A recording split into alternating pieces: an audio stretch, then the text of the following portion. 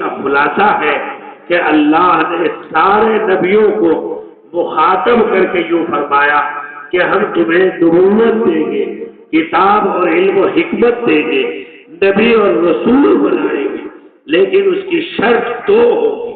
Number 1، تم جب اپنے نبی ہونے پر یقین رکھو، میرے ایک ہونے پر یقین رکھو، تو اس کے ساتھ ساتھ تمہیں نبی ہونا جب معتبر ہوگا جب تم اس بات کا بھی یقین رکھو کہ نبی آخر الزمان حضرت محمد رسول اللہ صلی اللہ علیہ وسلم نبی برحق ہے اور تمام انبیاء کے سردار ہیں۔ اور دوسرا تمہیں کام یہ کرنا ہے کہ جس زمانے میں بھی تم رہو، چاہے میرے محبوب نبی سے 500 سال پہلے رہو، 1000 سال پہلے رہو، 5000 سال پہلے رہو، 4000 سال پہلے رہو، یعنی جس زمانے میں بھی تم رہو، تمہاری ذمہ داری ہے کہ تم اس زمانے میں میرے نبی کا تعارف کرانا اور یوں کہنا کہ اگر میرے رہتے ہوئے بھی نبی آخر الزمان محمد صلی اللہ علیہ وسلم تشریف لے آئے تو پھر میری بات کو ماننے میں نجات نہیں ہوگی، بلکہ اللہ کے محبوب پیغمبر حضرت محمد رسول اللہ صلی اللہ علیہ وسلم کی ذات عالی کی بات ماننے میں نجات ہوگی۔ یعنی گویا دوستو آپ نے اس سے یہ سمجھا کہ سارے انبیاء کو نبوت اور رسالت اور کتاب و حکمت جو عطا کی جاتی ہے وہ میرے محبوب نبی کے صدقے میں اور میرے محبوب نبی کو نبی ماننے کے بعد عطا کی جاتی ہے۔ اگر وہ نبی کو نبی نہ مانے اور آخری نبی کی رسالت کا اقرار نہ کرے تو گویا کہ ان کا نام دفتر نبوت سے کاٹ دیا جائے گا، یہ قرآن پاک کہہ رہا ہے۔ اب آپ اندازہ لگائیں کہ ہم اور آپ اتنے خوش نصیب ہیں کہ جس امت کو ایسا نبی ملا ہو کہ جس نبی کی نبوت کا اقرار کیے بغیر کسی نبی کو نہ نبوت مل سکی، نہ رسالت مل سکی، نہ کسی ولی کو ولایت مل سکی، نہ کسی حافظ کو حفظ مل سکا، نہ کسی عالم کو علم مل سکا۔ گویا انبیاء کی نبوت، عالموں کا علم، حافظوں کا حفظ اور ولیوں کی ولایت اور علماء کا علم اگر اس روئے زمین پر باقی ہے تو وہ صرف اور صرف نسبت رسول اللہ صلی اللہ علیہ وسلم کی برکت سے قائم ہے۔ اسی کو کسی عارف باللہ شاعر نے خوب کہا ہے، حضور آئے تو سر آفرینش پا گئی دنیا، اندھیروں سے نکل کر روشنی میں آ گئی دنیا، بجھے چہروں کا زنگ اترا، سٹے چہروں پہ نور آیا، حضور آئے تو انسانوں کو جینے کا شعور آیا۔ میرے بزرگوں، آپ اس مبارک اجلاس میں، اس مبارک مدرسے کے صحن میں باادب طریقے سے خدا کے نبی کی بات کو سن رہے ہیں، یہ سب صدقہ ہے نبی پاک علیہ السلام کی تعلیمات۔ دوستو، کائنات میں جب آپ نگاہ ڈالیں گے تو آپ کو ہر چیز ایک روح سے، ایک جسم سے بنی ہوئی نظر آئے گی، یعنی کوئی بھی چیز اپنا وجود اس دنیا میں بغیر روح کے باقی نہیں رکھ سکتی اور روح بغیر جسم کے باقی نہیں رہ سکتی۔ تو گویا کہ کائنات کی چیزوں کا جو بقا ہے وہ جسم کے اندر روح کا ہونا ہے، اور جب وہ روح نکل جاتی ہے تو میرے دوستو وہ جسم بیکار ہو جاتا ہے، وہ چیز بیکار ہو جاتی ہے اور وہ اپنی مقصدیت کو کھو بیٹھتی ہے۔ یہ جتنی لائٹیں ہمارے اوپر جل رہی ہیں ان کے اندر جو روح ہے وہ روشنی کی ہے، اگر یہ روشنی دینا چھوڑ دے تو میرے دوستو آپ اس کو اپنے سر سے اتاریں گے اور دور اٹھا کر پٹک دیں گے۔ کیوں بھائی؟ ابھی تو یہ آپ کے سروں پہ لگ رہا تھا، کہاں سروں پر لگ رہا تھا، لیکن اس وقت میں اس کے اندر کوئی قوت اور کوئی نافعیت نہیں رہی، اس لیے کہ اس نے اپنی روح کو کھو دیا۔ پنکھا ہمارے اوپر چلتا ہے، جب تک وہ ہوا دیتا ہے جب تک ہم اس کی قدر کرتے ہیں، اور جب وہ ہوا دینا بند کر دیتا ہے تو میرے دوستو ہم اس کو ایک طرف ڈال دیتے ہیں یا اس کو اٹھا کر کے مکینک کی دکان پر اس امید کے ساتھ کہ یہ دوبارہ اپنے مقصد پر کھڑا ہو جائے اور اس کی گویا کہ ریپیئرنگ ہو جائے اور یہ کسی لاحق بن جائے. اسی طرح سے گاڑیاں ہیں، ان کے اندر جو ٹائر ہے جس پر وہ گاڑی چلتی ہے، اس کی جو روح ہے وہ اس کے اندر ہوا کا ہونا ہے. اگر ٹائر کے اندر سے ہوا نکل جائے گی تو پھر وہ بے معنی ہو کر رہ جائے گا، ہمیں منزل مقصود تک نہیں پہنچا سکتا. میرے دوستو، اللہ تبارک و تعالیٰ نے ہمارا یہ جسم بنایا اور اس جسم کے اندر مختلف اعضاء کو بنایا اور مختلف اعضاء کے دوستو الگ الگ مقاصد بنائے. آنکھ کا کام دیکھنا، کان کا کام سننا، زبان کا کام بولنا، دماغ کا کام سوچنا. گویا کہ ہر ایک عضو کا حصہ، ہر ایک عضو کا مقصد اور ہر ایک عضو کی غرض و غایت میرے دوستوں بالکل الگ ہے. لیکن الگ الگ مقاصد ہونے کے باوجود، الگ الگ غرض ہونے کے باوجود میرے دوستوں، آپ نے کبھی غور کیا کہ جس وقت میں ہمارے بدن پر کوئی حال آتا ہے، کوئی بیماری آتی ہے، کوئی اچانک آفت آتی ہے، تو سارے کے سارے اعضاء اس عضو کو درست کرنے کے لیے آپس میں متحد ہو جاتے ہیں. اگر کان میں درد ہوا تو سارے اعضاء جو ہیں وہ اس بات کے لیے تیار رہتے ہیں کہ کسی طرح سے اس کے کان کا درد کیا ہو جائے، درست ہو جائے. زبان بولے گی، آنکھ دیکھے گی، پیر چلیں گے، ہاتھ دوائی پکڑنے کے لیے تیار، پیر ڈاکٹر تک چلنے کے لیے تیار. یعنی تمام اعضاء متحد ہو کر کان کا علاج کریں. ایسا نہیں کہ آنکھ یوں کہہ دے کہ صاحب ہم تو سو رہے ہیں، درد تیرے اندر ہو رہا ہے تو ہوتا رہنے دے، ہمیں تیرے سے کیا غرض ہے. نہیں، بلکہ سب آپس میں متحد ہو جاتے ہیں. اس لیے دوستو، یہ آپس کا اتحاد اور یہ آپس کی محبت اس جسم کے اندر کہاں سے آئی؟ یہ غیرت و حمیت کہاں سے آئی؟ میرے دوستو، یہ غیرت و حمیت جو آئی ہے یہ اس لیے آئی ہے کیونکہ اس بدن کے اندر روح موجود ہے. اگر روح نکل جائے اور آدمی موت کا شکار ہو جائے یا اللہ نہ کرے ایکسیڈنٹل کوئی کیس ہو اور یہ پوسٹ مارٹم میں پہنچے تو اب اس کے سینے کو چاک کیا جاتا ہے، اب اس کے اندر سے گردے، پھیپھڑے، دل نکالے جاتے. اب بھی آنکھ وہی ہے، اب بھی زبان وہی ہے، اب بھی ہاتھ وہی ہے، لیکن نہ زبان بولتی ہے، نہ آنکھ سے گھور کے دیکھتا ہے، نہ اس چاک کرنے والے کے لات مارتا ہے، نہ اس کے لیے ہاتھ اٹھتا ہے. حالانکہ یہی ہاتھ تھا کہ اگر کوئی اس کے تماچا مارتا تھا تو فوراً ہاتھ یوں آ کے اپنے چہرے کی حفاظت کرتا تھا اور اپنے ساتھی کی دفاع کرتا تھا. لیکن اب ہاتھ بھی بیچارہ بے بس ہے، پیر بھی بے بس ہے، ہاتھ بھی گھون نہیں رہی ہے، زبان سے بھی کچھ بول نہیں رہا ہے. کیوں؟ آپ کہیں گے میاں اب یہ کیسے بولے گا؟ اس لیے کہ اس کے اندر سے روح نکل گئی. تو میرے دوستو، جس طرح سے بدن کے اندر جب تک روح باقی رہتی ہے تو بدن میں آپس میں اتحاد، محبت، ایک دوسرے کی ہمدردی باقی رہتی ہے. اور اگر بدن کے اندر سے روح نکل جاتی ہے تو پھر جسم کا جون سا حصہ چاہے کاٹو، جون سا حصہ چاہے توڑو، جون سے چاہے بدن کا حصہ جو ہے زخمی کر دو، کوئی بدن کی طرف سے ایجیٹیشن، کوئی مظاہرہ، کوئی دفاع نہیں ہوتا. کیوں؟ اس لیے کہ اندر سے روح نکل گئی. میرے دوستو، اسی طرح سے ہمارا سماج، ہمارا گاؤں اور ہمارا علاقہ اور مسلمانوں کی بستیاں اور مسلمانوں کے علاقے اور ملک اور شہر، یہ بھی دوستو مختلف قسم کے لوگ ان میں رہتے ہیں. کوئی انجینئر ہے، کوئی ڈاکٹر ہے، کوئی وکیل ہے، کوئی کاشتکار ہے، کوئی عالم ہے، کوئی حافظ ہے، کوئی مکینک ہے، کوئی مزدور ہے. ہر ایک کا رتبہ الگ ہے، ہر ایک کا مقام الگ ہے، ہر ایک کی زندگی کی غرض الگ ہے. لیکن یہ سب آپس میں متحد کس بنیاد پر رہ سکتے ہیں؟ میں نے ایک آیت اللہ کے کلام کی آپ کے سامنے پڑھی. یہ جبھی تک متحد رہ سکتے ہیں جب تک کہ ان کے اندر دین کی روح باقی رہے.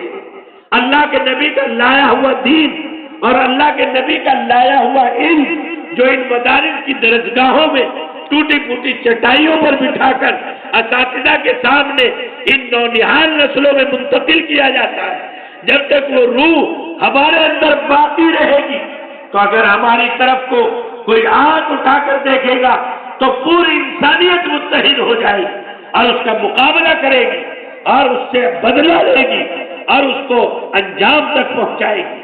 لیکن جب دوستو بدن کے اندر سے جس طرح سے روح نکلنے کے بعد جسم پر کوئی جس طرح سے چاہے وار کرے، اسی طرح سے ہمارے سماج سے، ہمارے گھروں سے، ہمارے محلوں سے اور ہماری بستیوں سے جب اللہ کی عبادتوں کی اطاعت کا نظام اور اللہ کے نبی کی سنتوں کا نظام اور جب اللہ کے نبی کے لائے ہوئے احکام اور وہ معاشرت جس کو اللہ کے نبی اس دنیا میں چاہتے تھے جب وہ ہمارے اندر سے نکل جائے گی تو ہم پھر بے روح کے ہو جائیں گے.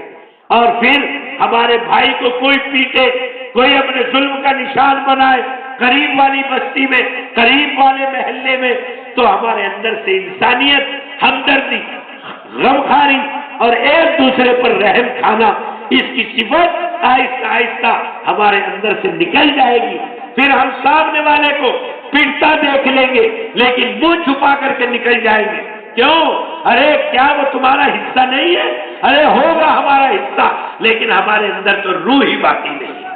جب روح نکل جاتی ہے تو انسان بے غیرت ہو جاتا ہے، بے حس ہو جاتا ہے اور اس کے اندر کی حمیت اور ہمدردی میرے دوستوں ختم ہو جاتی ہے.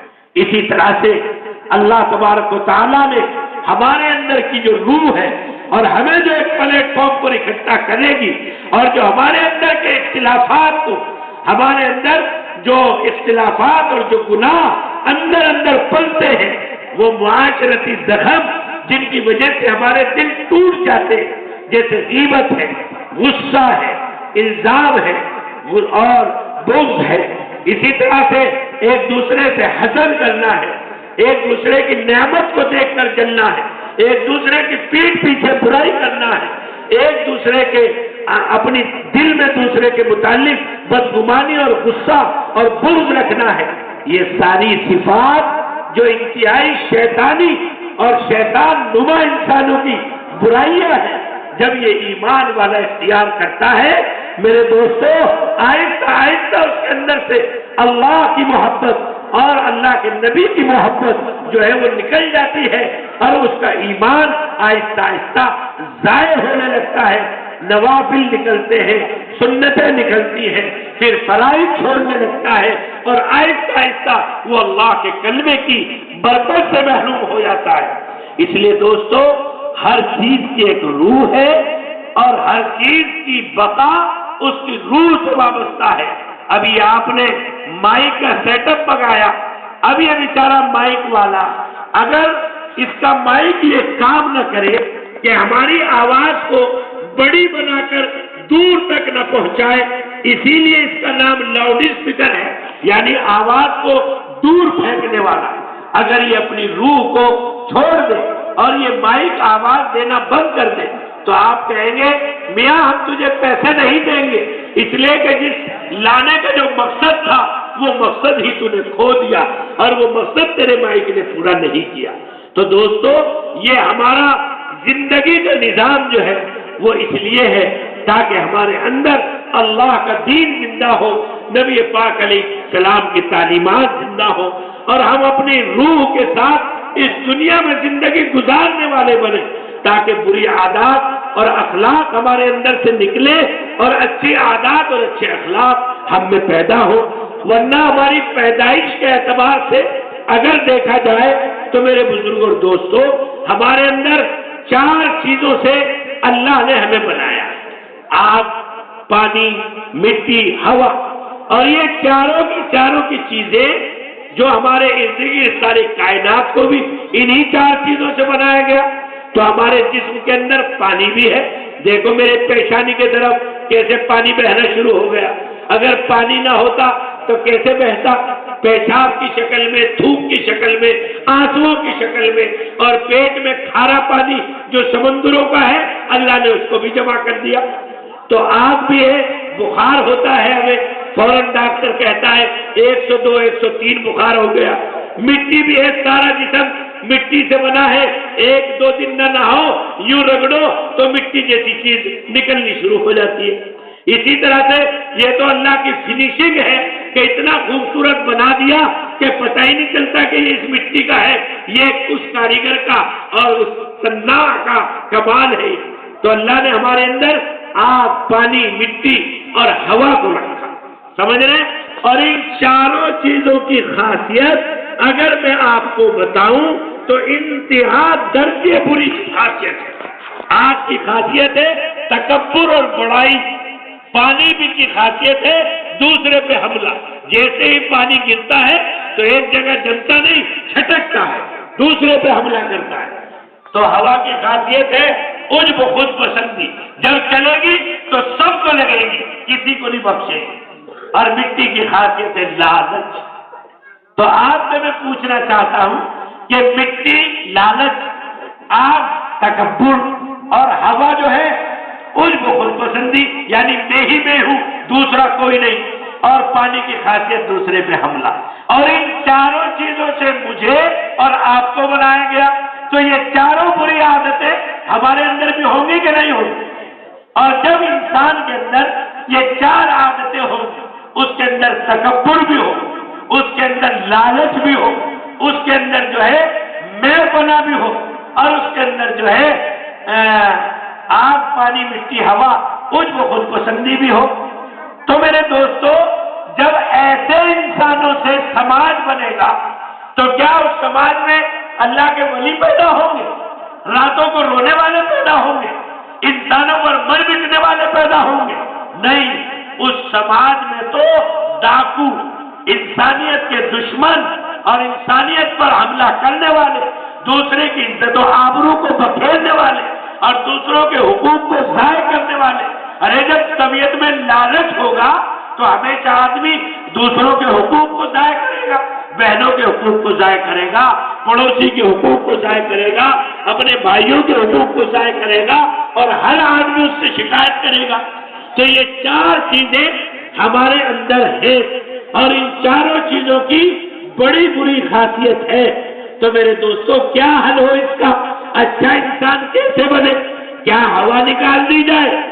تو دوستو اگر بیچارے کی ہوا نکل جائے گی تو سانس ہوا ہی کا تو نام ہے۔ اگر ہوا نکلے گی تو میاں مٹھو رہیں گے نہیں، اور اگر پانی نکال دو تو پانی کم ہو جاتا ہے تو فوراً جا کے کیا لگواتے ہو؟ بوتل لگواتے ہو، بھائی ڈاکٹر صاحب پانی کم ہو گیا، اور یہ تو سانس بھی قسطوں پہ لے رہا ہے، اس کو جو ہے بوتل لگاؤ۔ تو پانی کا نکالنا یہ بھی حل نہیں ہے۔ اور اگر مٹی نکال دو تو مٹی سے تو بنا ہوا ہے ہی، پھر یہ بچے گا ہی کیا؟ اور اگر اس کی حرارت یعنی آگ نکال دو، چونکہ آگ جو ہے وہ تکبر پیدا کرتی ہے، بھائی آگ نکال دو اس کی۔ اب اگر آگ نکال دی اور مولوی سالم صاحب تقریر کر رہے ہیں اور تقریر کرتے کرتے ٹھنڈے ہو جائے تو کیا تقریر کر سکیں گے؟ ابھی تقریر کر رہے ہیں، اگر آگ نکال دی تو چند منٹ کے بعد اعلان ہوگا مولانا آئے تھے تقریر کے لیے لیکن اللہ کو تقریر کرتے کرتے پیارے ہو گئے۔ بڑا خوش نصیب ہے وہ جو دین کی بات بتاتا بتاتا خدا کی ذات کو پیارا ہو جائے، اور بڑا خوش نصیب ہے وہ بدن جو دین کی محنت کرتے کرتے تھک جائے۔ تو دوستو یہ تو مسائل کا حل نہیں، نہ پانی کو نکالنا، نہ مٹی کو نکالنا، نہ ہوا کو نکالنا، اور نہ کس کو نکالنا ہے جی؟ آگ کو۔ بھائی اس کا مطلب یاد ہے، بھائی یاد تو سن رہے ہیں، تو بات سمجھ میں آ رہی ہے؟ جب یہ چار چیزوں سے اللہ نے ہمیں بنایا اور چاروں چیزوں کی خاصیت بہت بری ہے، اگر وہ بری عادتیں کسی گھر میں پائی جاتی ہے تو وہ گھر لڑائی کا، جھگڑوں کا، مار کاٹ کا مرکز بن جاتا ہے۔ اور آج ہمارے جو گھروں میں لڑائیاں ہیں، دشمنیاں ہیں، وہ کیوں ہیں؟ اس لیے کہ کوئی متکبر ہے، کوئی لالچی بھائی ہے جو اپنے بھائی کا حق ادا نہیں کرتا، لالچی شوہر ہے بیوی کا حق ادا نہیں کرتا، لالچی اولاد ہے ماں باپ کا حق ادا نہیں کرتی، تو گھر میں آپس میں جو ہے وہ لڑائیاں کھڑی ہو جاتی۔ تو اس کا مطلب یہ ہے کہ یہ چار چیزیں اتنی بری ہیں، جس گھر میں، جس سماج میں، جس محلے میں، جس علاقے میں یہ چار چیزیں پائی جائیں وہاں لوگ آپس میں لڑائیوں کے شکار ہو کر ایک دوسرے کی قتل و غارت کرنے کے شکار ہو کر اپنے آپ کو جہنم کا ایندھن بنا لیتے ہیں، اور اس میں ان محلوں میں انسانیت اور محبت زندہ نہیں ہوتی۔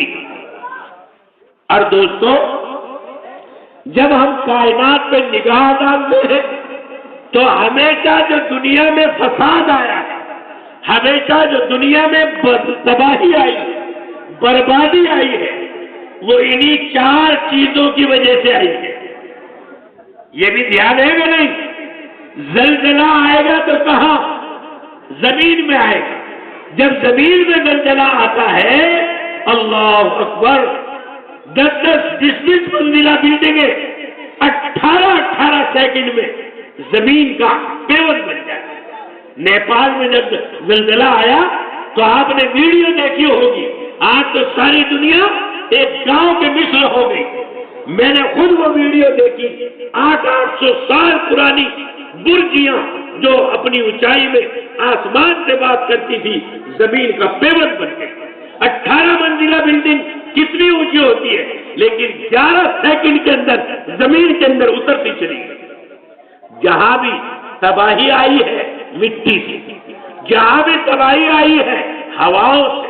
قرآن کہتا ہے الحاقۃ ما الحاقۃ وما ادراک ما الحاقۃ كذبت ثمود وعاد بالقارعة فأما ثمود فأهلكوا بالطاغية وأما عاد فأهلكوا بريح صرصر عاتية۔ 60 ہاتھ لمبے، 20 ہاتھ چوڑے، ایسے نہیں تھے جیسے ہمارے جیسے اب بدن ہوتے ہیں مرغی جیسے، 60 ہاتھ لمبے جسم تھے ان کی۔ اور ایسی قوم تھی قوم عاد اس سرزمین پر کہ پہاڑوں میں تلاش کر اپنے ہاتھوں سے مکان بناتے تھے۔ آج سائنٹسٹوں نے ان کے مکانات پہ ریسرچ کی اور باقاعدہ ان کے فوٹوز ہم نے اپنی آنکھوں سے کتابوں پہ چھپے ہوئے دیکھے ہیں۔ اتنے اونچے اونچے ان کے گیٹ مکانوں کے، جو آج ہمارا 5 منزل مکان کی بھی اتنی اونچائی نہیں ہوتی، اور وہ ہاتھوں سے تراشتے تھے۔ لیکن دوستو، میرٹھ والوں، یہ بات دھیان سے کانوں سے سننا جو میں اگلی بات کہنے جا رہا ہوں۔ کوئی بھی کتنی بھی بڑی طاقتور مخلوق ہو، ہے تو وہ مخلوق کس کی؟ اللہ۔ بنانے والا تو کون ہے؟ اللہ ہے، خالق وہ ہے۔ اس لیے کسی کو بڑائی اختیار کرنے کا کوئی حق نہیں ہے۔ جب انہوں نے بڑائی اختیار کی، اللہ کے نبی کے وقت کی بات کو نہیں مانا اور اللہ کے نبی کی بات کو انہوں نے ٹھکرا دیا، تو دوستو پڑھنے والوں یہ بھی دھیان سے سنو کہ اللہ نے انہیں ہلاک کرنے کے لیے فرشتوں کو، پتھروں کے عذاب کو، پہاڑوں کو اور بڑی بڑی اپنی مخلوقات کو عذاب کے لیے نہیں بھیجا، بلکہ باریک سی ہوا چلائی۔ اور جو میں نے ابھی آیت پڑھی، ہوا چلتی تھی اور ان کے جسم کو جیسے کینچی کاغذ کو، کپڑے کو کاٹ دیتی ہے، ایسے ان کے جسم کٹ کٹ کر تلے کی طرح زمین پر گر رہے تھے، اور ساری انسانیت کے لیے نشان عبرت بن رہا تھا کہ یہ انجام ہوتا ہے اللہ کے باغیوں کا، یہ انجام ہوتا ہے اللہ کے سرکشوں کا جو اپنے نبی وقت کی بات کو نہیں مانتے۔ تو دوستو، وہاں تباہی آئی ہوا سے۔ حضرت نوح کا سیلاب آیا۔ سیلاب کہاں سے آتا ہے؟ ریت سے آتا ہے، پانی سے آتا ہے۔ کہاں سے آتا ہے بھائی؟ پانی سے آتا ہے۔ سیلاب آیا، 6 مہینے تک زمین سے ابلا، 6 مہینے تک آسمان سے گرا، اور حضرت آدم سے لے کر حضرت نوح تک جتنی دنیا بسی تھی، 82 یا 72 آدمیوں کے علاوہ جو آپ کی کشتی میں تھے، جو جودی پہاڑ پہ جا کے کشتی ٹھہر گئی تھی، ساری کائنات میں پانی ہی پانی تھا۔ ساری زمین پر ساری بستیاں، سارے ملک تباہ ہو گئے۔ 72 آدمیوں کو اللہ نے بچایا، اور انہی سے دوبارہ یہ انسانیت پھر دوبارہ اللہ تبارک و تعالیٰ نے بنائی۔ آپ کا ایک بیٹا تھا حضرت نوح کا، وہ نافرمان تھا، آپ پر ایمان نہیں لایا تھا، اللہ کی توحید کا قائل نہیں تھا۔ جب انہیں اللہ کے نبی نے کہا، حضرت نوح نے، کہ میرے اوپر ایمان لے آؤ، اللہ کے عذاب کا دور شروع ہو چکا ہے، اب تمہیں کوئی نہیں بچائے گا، تو اس نے کیا کہا معلوم؟ میں بڑا ہٹا کٹا طاقتور ہوں، پہاڑ پر چڑھ کر اپنی جان بچا لوں گا. لیکن جیسے ہی وہ پہاڑ پر چڑھ رہا تھا تو اللہ نے موج کو حکم فرمایا. ہر چیز تو کس کے قبضے میں ہے؟ ایک ایک پتے کا ہلنا، ہواؤں کا چلنا، ہر چیز ایک دانے کے اندر بالوں کا اگنا اور ان کے اندر 70 دانوں کا پیدا ہونا، یہ میرے رب کا کرشمہ ہے میرے دوستوں. وہیں سے آئی چھال اور اٹھا کر کے اپنے اندر کھینچ لیا، تباہ و برباد ہو گیا. اس کا مطلب یہ ہے کہ نبی کے اولاد کا ہونا نا یہ اللہ کے عذاب سے نجات نہیں دے سکتا جب تک آدمی اللہ کو ایک نہ مانے، اللہ کی ذات پر یقین نہ رکھے اور اس پر ایمان نہ لائے. تو وہاں تباہی آئی کہاں سے؟ پانی سے. زلزلے آتے ہیں کہاں؟ مٹی میں اور سیلاب میں. جب آگ لگتی ہے تو بڑی بڑی کھیتیوں کو منٹوں میں تباہ کر دیتی ہے. تو اس کا مطلب یہ ہے کہ یہ چاروں طاقتیں بڑی طاقت ہے. ہوا بھی بڑی طاقت ہے، پانی بھی بڑی طاقت ہے، مٹی بھی بڑی طاقت ہے، اور چوتھی چیز کیا ہے؟ آگ بھی بڑی طاقت ہے. لیکن میرے دوستو، مسلمان بچہ جب پیدا ہوتا ہے، اللہ اکبر، میرے محبوب نبی کی سنت ہے کہ اس کی ایک کان میں اذان کہلوائی جائے اور ایک کان میں تکبیر کہلوائی جائے اور 4 دفعہ کہا جائے اللہ اکبر، اللہ اکبر، اللہ اکبر، اللہ اکبر، تاکہ اس بچے کے دل میں ابھی سے یہ بات بیٹھ جائے کہ مٹی بڑی نہیں ہے، آگ بڑی نہیں ہے، پانی بڑا نہیں ہے اور ہوا بڑی نہیں ہے، بلکہ بڑے کون ہیں؟ اللہ ہے. اس لیے کہ اللہ ان ساری چیزوں کو پیدا کرنے والے ہیں.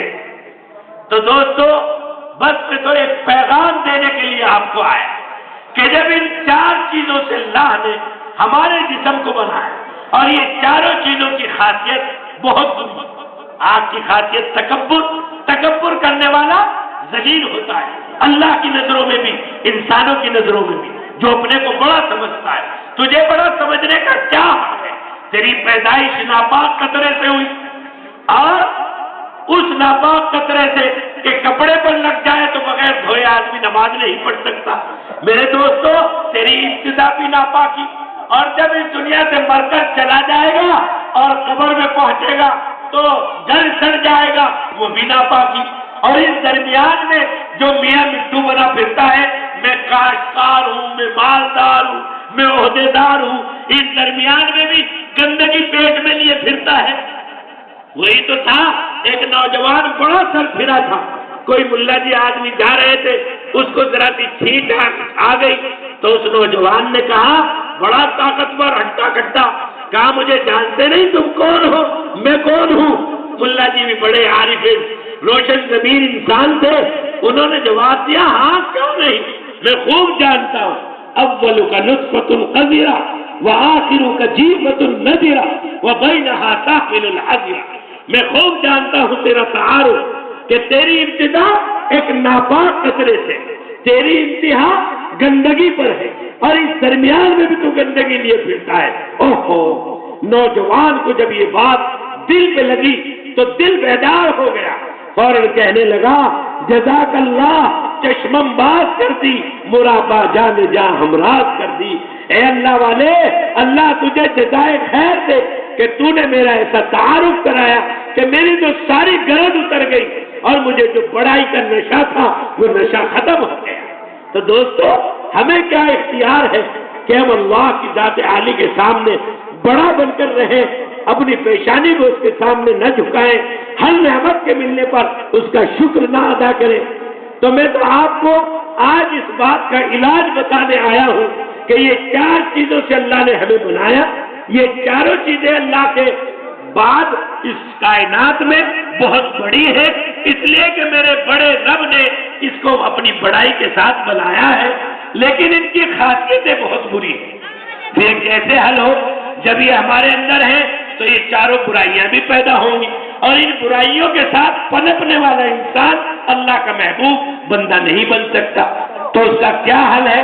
تو میرے دوستو، ساری دنیا کے مذہب اس تعلیم سے خالی ہے کہ جو تعلیم میرے اور آپ کے لاڈلے محبوب نے، محمد رسول اللہ صلی اللہ علیہ وسلم نے اور قرآن مقدس نے ہمیں عطا فرمائی. ہمیں اللہ نے عبادت کی لائن میں کیف فرض ادا کیے بھائی؟ 4 عبادتیں اللہ نے ہمیں عطا فرمائی: نماز، روزہ، حج، زکوٰۃ. یہ چاروں کی چاروں عبادتیں میرے دوستوں ہمارے ان چاروں برائیوں کے حل ہونے کا گویا کہ واحد بنیاد ہے. ان چاروں عبادتوں کے اندر اللہ تبارک و تعالیٰ نے ساری کائنات کا کنٹرول نظام آپ کو دے دیا ہے. آپ کے ہاتھ میں ہے سیلاب سے اس کائنات کو بچانا. آپ کے ہاتھ میں ہے اس ساری کائنات کو آندھیوں کی تباہی سے بچانا. آپ کے ہاتھ میں ہے اس ساری کائنات کو آگ کی حرارتوں سے اور بدنظمیوں سے بچانا اور مٹی کے لالچ سے بچانا. وہ کیسے؟ جب انسان اللہ اکبر کہہ کر کے اللہ کی بڑائی کے استحضار کے ساتھ اور ساری کائنات کو پیچھے ڈالتا ہے، بڑائی کرتا ہے، پھر رکوع میں چلا جاتا ہے، پھر سجدے میں چلا جاتا ہے، اور جہاں اس کا سجدہ ہو رہا ہے کروڑ پتی کا، 200 بیگھے زمین والے کا، 400 بیگھے زمین والے کا، ملک کے بادشاہ کا، اس سے آگے جو آدمی ہے وہ بیچارہ رکشہ چلانے والا ہے، سماج کا مزدور آدمی ہے، اور جہاں اس کے پیر ہے وہاں اس کا کیا ہے؟ سر ہے. تاکہ ایمان والوں میں، انسانوں میں بھید بھاؤ نہ ہو، چھوٹ چھاپ نہ ہو، بڑائی چھوٹے کا احساس نہ ہو، اور یہ انسانیت مل کر کے رہے. تو نماز کے ذریعے سے آدمی کا تکبر ختم ہوگا اور تواضع اور عاجزی پیدا ہو جائے گی. تو آگ بھی رہے گی بدن کے اندر، لیکن آگ کی جو خاصیت ہے وہ کیا ہو جائے گی بھائی؟ ختم ہو جائے گی. اسی طرح سے پانی ہے، پانی کے اندر ہے خاصیت دوسرے پہ حملہ. تو اللہ تبارک و تعالیٰ نے اس کو روزے کا نظام سکھایا. پورے دن کا بھوکا، اپنے ہاتھ کی کمائی ہوئی نعمتیں رکھی ہیں، لیکن پھر بھی کہو اس سے کہ بھائی کھا لو، کہا نہیں ابھی 2 منٹ باقی ہے. میں اپنی نعمت پر ہاتھ نہیں ڈال سکتا جب تک میرے رب کا حکم نہ ہو. تو جو مسلمان اپنے ہاتھ کی کمائی ہوئی نعمت کو اپنے رب کے حکم کے بغیر نہ کھاتا ہو اور اس کو مشق کرائی جاتی ہو، تو کیا وہ دوسرے کی عزت پر ڈاکہ ڈال سکتا ہے؟ دوسرے کی جان کو مار سکتا ہے؟ دوسرے کی بہو بیٹی کو غلط نگاہوں سے دیکھ کر اس کی عزت و آبرو کو عصمت دری کر سکتا ہے؟ مسلمانوں، اگر ہم سے گناہ ہوں گے تو خدا کے اس نظام سے الگ ہونے کی وجہ سے ہوں. تو روزے کی برکت سے ہمارے اندر پانی بھی رہے گا، لیکن دوسرے کی نعمت کو دیکھ کر جلنا، دوسرے پہ حملہ ہونا، یہ کیا ہو جائے گا؟ ختم ہو جائے گا. تو آگ کی خاصیت ختم ہوئی کہاں سے؟ نماز سے. پانی، ہوا کی خاصیت ختم ہوئی کہاں سے؟ روزے سے. اور ہوا جو ہے جو سب کو لگتی ہے مئی میں حج بیت اللہ کے لیے جب جاتے ہیں تو اگر ملک کا بادشاہ ہے وہ بھی 2 سفید چادروں میں، اور ساری ملک کا سب سے غریب آدمی ہے وہ بھی 2 چادروں میں. تو اللہ تبارک و تعالیٰ نے وہاں سے مساوات اور برابری سکھائی اور یہ کہا مسلمانوں کوئی چھوٹا کوئی بڑا نہیں، اللہ کی نظر میں سب کے سب کیا ہے؟ برابر ہیں. اور تیسری چیز کیا رہ گئی بھائی؟ آگ کا حل ہو گیا، ہوا کا حل ہو گیا، اور ہوا کا حل ہو گیا، آگ کا، اور اسی طرح سے پانی کا. چوتھی چیز ہے مٹی، جس کے اندر لالچ ہے. لالچ جہاں تم لوگ بیٹھے ہو، اگر سائنٹسٹ اپنی مشین ڈال کر یہ بتا دے کہ یہاں پیٹرول ہے یا یہاں ڈیزل ہے یا یہاں سونا ہے، اور آپ جو ہے سارے مولوی سالم صاحب کی تقریر سننا چھوڑ دو اور چاروں طرف دعا کرنے بیٹھ جاؤ، پیٹرول دے دے، پیٹرول دے دے، پیٹرول دے دے، پیٹرول دے دے، دے دے گی پیٹرول. جب تک آپ اس پر مشین نہیں لگائیں گے، اس کے اندر کنواں نہیں کھودیں گے، جب تک اس کے سینے کو چاک نہیں کریں گے، جب تک یہ اپنا پیٹرول نہیں دے گی. کیوں؟ اس لیے کہ طبیعت کے اندر مٹی کی کیا ہے؟ لالچ ہے. لالچ تو وہی لالچ ہمارے اندر ہے. جب ہماری گاڑی کے پاس کوئی ہاتھ بھکاری پھیلاتا ہے تو یہاں برابر میں بٹن لگا ہوتا ہے تو بٹن پہ ہاتھ جاتا ہے فوراً، بھکاری کی طرف نہیں جاتا، بٹن کی طرف فوراً گلاس اوپر اٹھا لیتا ہے تاکہ یہ ہم سے نہ مانگ سکے۔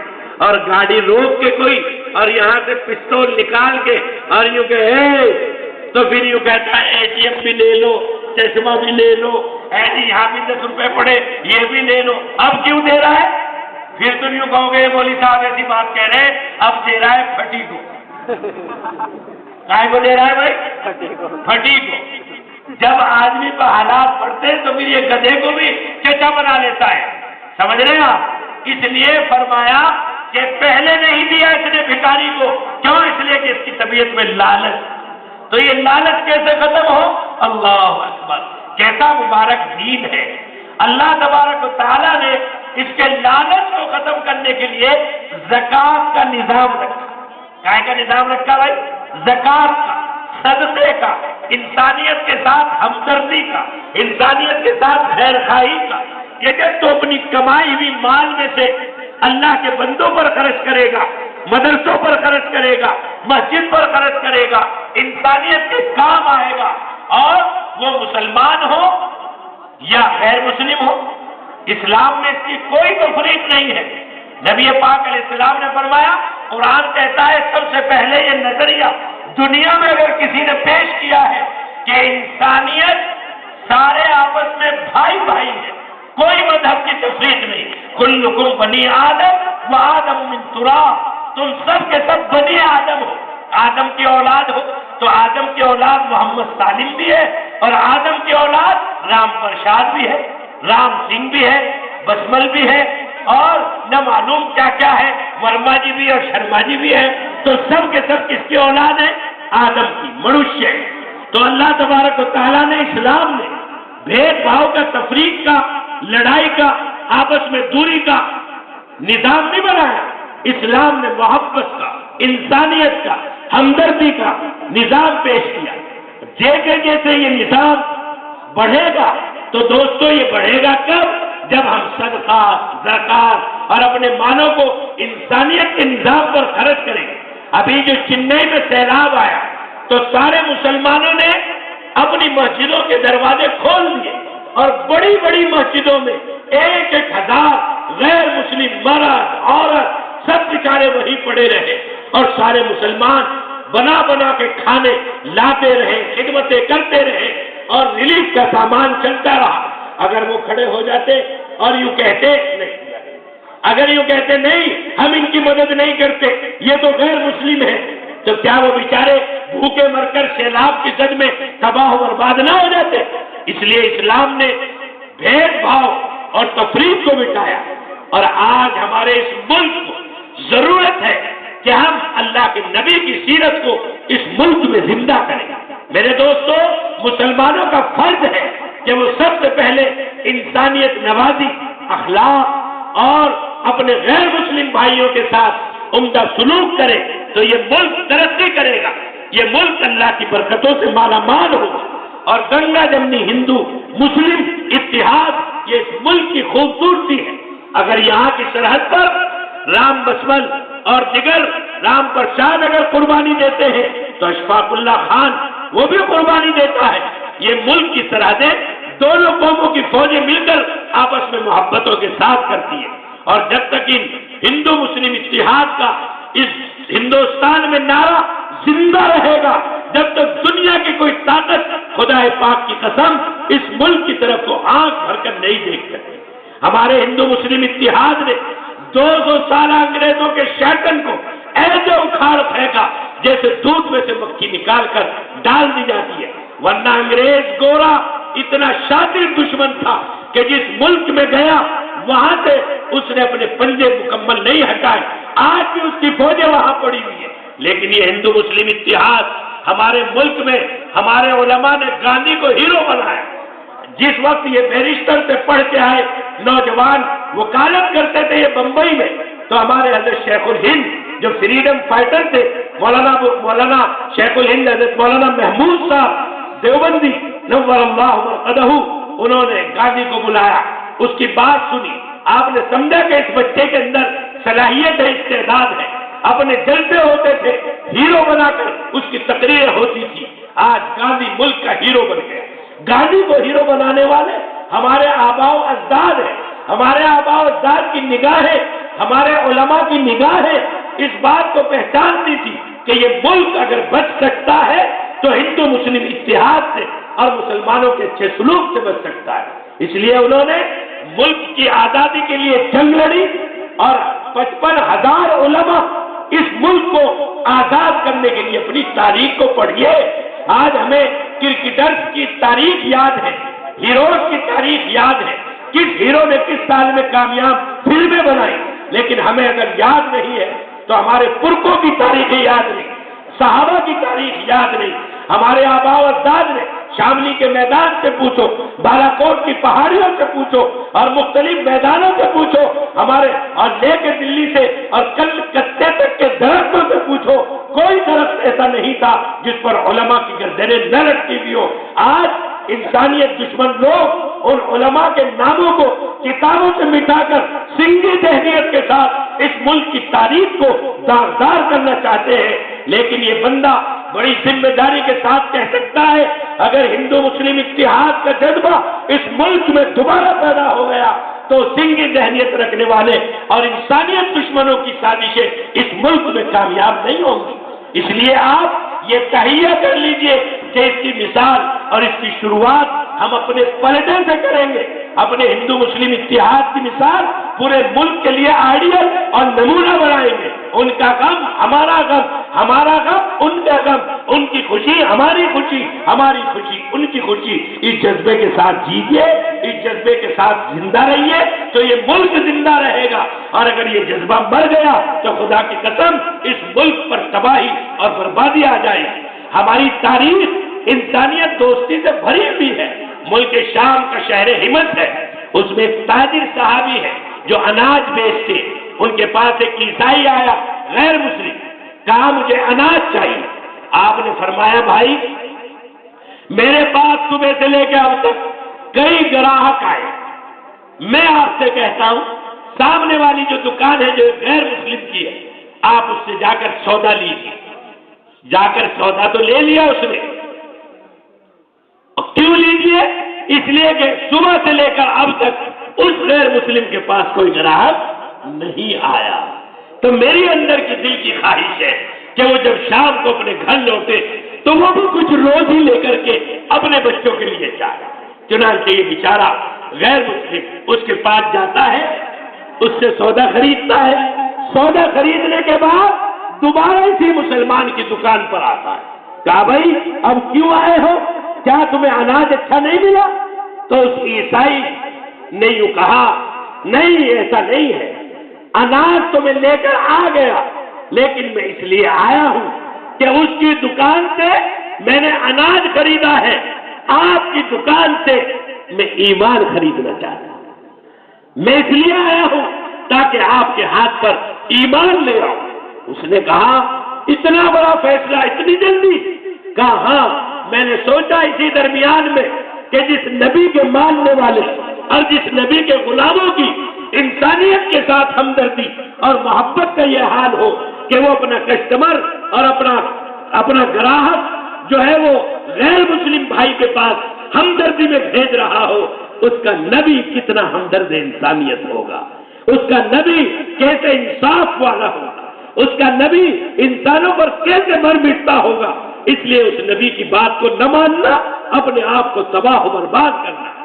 ابھی مہاراشٹر میں ایک غیر مسلم فیملی ہے، اس کے میاں نے اس عورت کو طلاق دے دی، اس کے ساتھ ایک ہی چھوٹا سا بچہ ہے، لیکن اس بچے کے دل میں سوراخ ہے، لاکھوں روپے کا اس کا خرچہ ہے۔ تو وہاں کے متولی نے مسلمانوں سے اجازت لے کر اس کو وہاں ٹھکانہ دیا، پیسہ اکٹھا ہو رہا ہے، یاسین شریف پڑھی جا رہی ہے اور اس بچے کی زندگی کے لیے گویا کہ اللہ سے دعائیں بھی ہو رہی ہے۔ ہمیں اسلام یہ نہیں سکھاتا کہ یہ غیر مسلم ہے تو ہم اس کے لیے دعا کیوں کریں، یہ غیر مسلم ہے تو ہم اس کے علاج کے لیے پیسہ کیوں دیں، یہ غیر مسلم ہے تو ہم اس کے ساتھ ہمدردی کے ساتھ کیسے چلیں۔ نہ، اسلام انسانیت کے ساتھ ہمدردی سکھاتا ہے، چاہے وہ مسلم ہو یا غیر مسلم ہو۔ مسلمان نے اور اسلام مذہب نے کبھی اس کی تفریق نہیں۔ اس لیے میرے دوستو، میری تقریر کا خلاصہ ہے کہ ایمان والے کو، ساری انسانیت کو 4 چیزوں سے بنایا گیا. چاروں چیزوں کی خاصیت بہت بری ہے. کیا حل کریں؟ ایک کو نکال دیں. اگر نکالتے ہیں تو انسان ہی زندہ نہیں رہتا. پھر کیا حل ہے اس کا؟ اس کا حل آقائے مدنی جناب محمد رسول اللہ نے دیا ہے کہ تم 4 چیزیں اپنی زندگی میں پابندی کے ساتھ لے آؤ. نماز پابندی کے ساتھ لے آؤ. اگر اللہ نے حج فرض کیا ہے تو ٹائم پر حج کرو، بہانے نہ ملاؤ. اور اگر اللہ تبارک و تعالیٰ نے مال دیا ہے تو زکوٰۃ اور صدقات کا اہتمام کرو. اور دوستو، اپنے اوپر جو ہے اللہ کی دی ہوئی نعمتوں کا خوب شکریہ ادا کرو. یہ 4 چیزیں، 4 عبادتیں، 4 فرائض گویا کنٹرولر ہے ساری کائنات کا. اگر ایمان والے اور اس دنیا کے لوگ ان 4 چیزوں کو ادا کرنے والے بن جائیں گے تو خدا پاک کی قسم یہ زمین زلزلوں سے محفوظ ہو جائے گی. کیوں؟ اس لیے کہ تکبر اس کا علاج کیا تھا؟ نماز میں. لالچ اس کا علاج کیا تھا؟ زکوٰۃ میں. اور علم و خود پسندی اس کا علاج کیا تھا؟ اللہ کا حج کرنے میں. تو گویا کہ چابی عطا فرمائی کائنات کے بسنے والے انسانوں کو. اللہ تبارک و تعالیٰ نے اس کائنات کو صحیح سسٹم سے چلانے. جیسے کمپنی گاڑی بناتی ہے، سینسر سسٹم بھی لگا ہوا ہے، سب آٹومیٹک سسٹم ہے، لیکن چابی آپ کو سونپ دیتی ہے، چلانے کا طریقہ بتا دیتی ہے. تو اللہ نے کائنات کو بنایا اور بنانے کے بعد اس کی چابی کو ہمیں سونپا اور یہ کہا کہ 4 چابیاں استعمال کرو گے تو آسمان و زمین کی برکتیں کو دہانے اللہ تمہارے اوپر کھول دے گا. اور ان 4 اعمال میں غفلتیں آئیں گی تو اللہ پھر بڑھیا زمین، بڑھیا مکان، بڑھیا ساری چیزیں رہتے ہوئے اللہ کی طرف سے ان کا بیلنس بگڑ جائے گا. اور ان ساری چیزوں کا بیلنس بگڑنا یہ تباہی ہے، اور بیلنس میں چلتے رہنا یہ انسانیت کی آبادی ہے. اب یہ زمین ہے، اس کا بیلنس صحیح ہے تو آپ بیٹھے ہوئے ہیں، اور اگر یہ ہلنی شروع ہو جائے تو پتہ چلا لائٹ بھی نیچے، مائک بھی نیچے، مولوی صاحب بھی نیچے، گاڑی بھی نیچے، بیلنس بگڑ گیا. ہوا چل رہی ہے تو ٹھنڈے میں آدمی سوتا ہے، اور جب ہوا کا بیلنس بگڑتا ہے تو ٹنکیاں نیچے آ جاتی ہے، درخت اکھڑ جاتے ہیں، لائنیں ختم ہو جاتی ہیں، کھیتیاں کھڑی کی کھڑی تباہ و برباد ہو جاتی ہیں. تو بھائی کائنات کا بیلنس بگاڑنا چاہتے ہو، بنانا چاہتے ہو؟ کیا چاہتے ہو؟ بنانا چاہتے ہو. تو دوستو، اگر بنانا چاہتے ہو تو بنانے کی چابی اللہ نے آپ کو ان فرائض کی شکل میں عطا کی ہے. ہم اپنے ایمان و عقیدے کے ساتھ فرائض کا اہتمام کریں. آج ہمارے سامنے سب ہاتھ اٹھا کر یہ وعدہ کریں، جہاں بھی رہیں گے انشاءاللہ با جماعت نماز 5 وقتہ ادا کریں گے. کریں گے نا انشاءاللہ؟ جس کو اللہ نے جیسی حیثیت سے نوازا ہے زکوٰۃ ادا کریں گے، وقت پر روزہ رکھیں گے، اور جب اللہ توفیق دے گا اور ہم پر بالیت ہوگی تو اللہ کے گھر کا حج کریں گے. یہ 4 اعمال اس دنیا میں اگر زندہ ہو جائے، اخلاق بھی انہیں سے زندہ ہوگا، حیا بھی انہیں سے آئے گی، محبت بھی انہیں سے آئے گی، حق کی ادائیگی بھی انہیں سے آئے گی. ان 4 چیزوں میں کمی ہے تو معاشرے کے ہر حصے میں کمی ہے. اللہ مجھے اور آپ کو عمل کی توفیق عطا فرمائے. اب یہ 1 گھنٹے کی تقریر کامیاب ہوئی نہیں، امتحان لینے تھوڑا دے نہیں. کیوں بھائی، تیار ہو؟ ارے تیار ہو امتحان دینے کے لیے؟ تو بتاؤ، اس پورے مجمع میں ہے کوئی 11,000 روپے جو اللہ کے دین کے ان عبادتوں کو سیکھنے کے لیے؟ کیوں مدارس میں ان عبادات کا طریقہ سکھایا جاتا ہے اور مسجدوں میں ادا کی جاتی ہے. یعنی مسجدوں میں نماز پڑھتا ہے، نماز پڑھنے کا طریقہ مدرسوں میں سکھایا جاتا ہے. تو دونوں چیزوں کا جوڑ ہے. بتاؤ بھائی، کوئی ہے 1100 روپے دینے والے 10 آدمی کھڑے ہو جاؤ. اتنے بڑے مجمع میں سمجھتا ہوں کوئی بڑی بات نہیں ہے. 1100 روپے ابھی ذرا سے کان میں تکلیف ہو جا، اینٹی ڈاکٹر 500 روپے پہلے جمع کرواتا ہے کاؤنٹر سے، اور پھر دیتا ہے 1000 روپے کی دوائی، اور پھر بھی وہ کہتا ہے گارنٹی کچھ نہیں، 5 دن کھا کے جب آنا، اور بڑی خوشی سے دیتا ہے. ڈاکٹر سے ملے بغیر جمع کرا دیتا ہے.